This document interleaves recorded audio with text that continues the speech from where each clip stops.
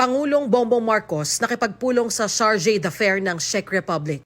Ayon sa Presidential Communications Office, humingi ng karagdagang impormasyon ng Pangulo sa kinatawan ng Czech Republic, kabilang ang dahilan kung bakit pinakawalan ng Czech authorities si Zaldico. Nakipagpulong din ang Pangulo sa ambassador ng France na pag-alamang nag-apply si Ko ng political asylum sa naturang bansa.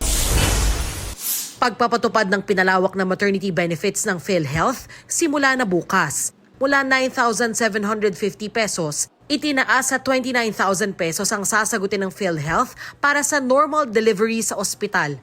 Para naman sa cesarean na C-section, 58,000 hanggang 62,000 pesos na ang sagot ng PhilHealth mula sa dating 37,000 pesos. Sa prenatal care, mula 4 na check-up, 8 check-up na ang sasagutin ng PhilHealth. Kasama ng mga bakuna at laboratory tests, pati ang 3 follow-up visit pagkatapos manganak. Presyo ng bigas inaasahang tataas pa dahil sa pagmahal ng pataba. Ayon kay Agriculture Secretary Francisco Tiu Laurel, mahigit 60 piso kada kilo ang posibleng itaas niyan sa anihan sa Setyembre. Darlene Kai, GMA News.